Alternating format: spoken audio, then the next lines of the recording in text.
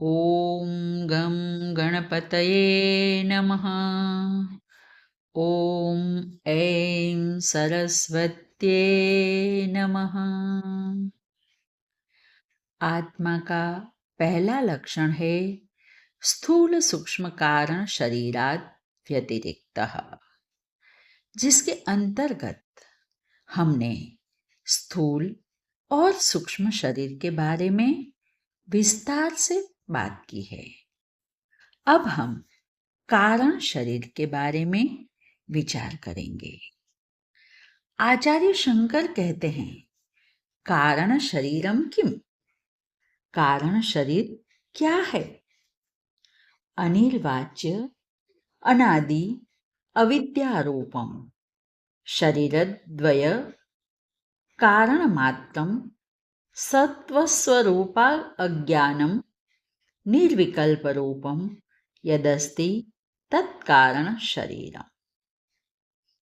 जो अनिर्वाच्य अनादि अविद्यारूप दो शरीरों का कारण मात्र सत्य स्वरूप का अज्ञान और निर्विकल्प रूप है, उसे कारण शरीर कहते हैं।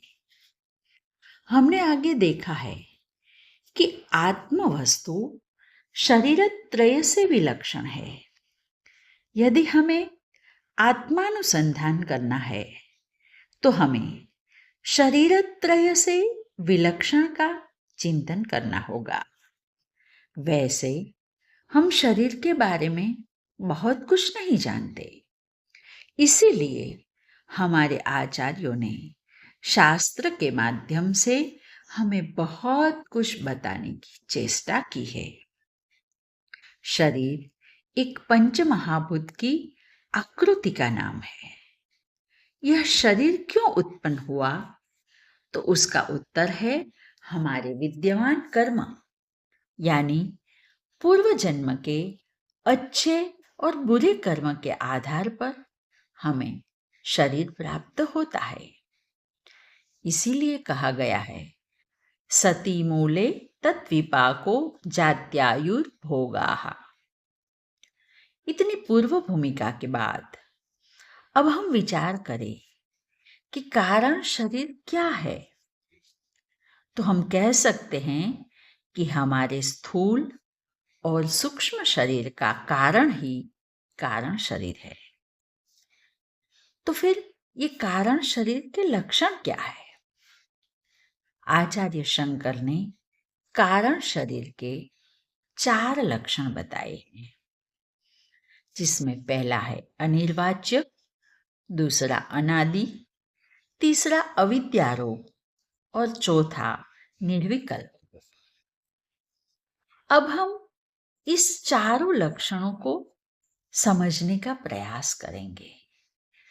तो पहला लक्षण है अनिर्वाच्य। अनिर्वाच्य यानी जिसके बारे में कुछ कहा न जाए, यानी उसको व्याख्यायित करना बड़ा कठिन है। हाँ, यदि हम निर्वाच्यम के मापदंड को देखें तो उस मापदंड में फिट नहीं है, वह अनिर्वाच्य ऐसा समझ सकते हैं। निर्वाच्य में आता है नाम, रूप, गुण, क्रिया और संबंध। तो हम समझ सकते हैं कि जिसमें नाम, रूप, गुण, क्रिया आदि 5 गुण नहीं है या तो 5 गुणों से पर है, वह अनिर्वाच्य है। दूसरा है अनादि। आदि न विद्यते यस्यम।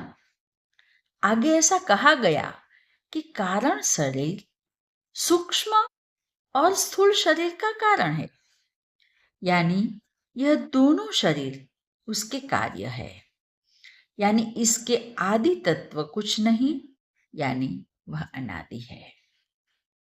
तीसरा है अविद्यारूपम। यह शरीर अविद्यारूप है। अविद्या का अर्थ है सत्स्वरूप का अज्ञान। हमारा सत्स्वरूप आत्मा है, उसका अनुभव न होना यानी आत्मा का अज्ञान ही अविद्या है। और चौथा लक्षण है निर्विकल्प रूपम, जहां स्थूल, सूक्ष्म या किसी भी अपने पराये का बोध नहीं होता, उसे निर्विकल्प रूप कहते हैं। विकल्पराहित्य इति निर्विकल्प रूपम यद अस्ति, जहां कोई विकल्प की उपलब्धता ही नहीं है, वही निर्विकल्प है। जैसे गहन निद्रा में अपने पराये का ज्ञान नहीं होता, इसमें किसी द्वैत का बोध न होने के कारण इसे निर्विकल्प रूप कहा जाता है। आज बस इतना ही। हरि ओम।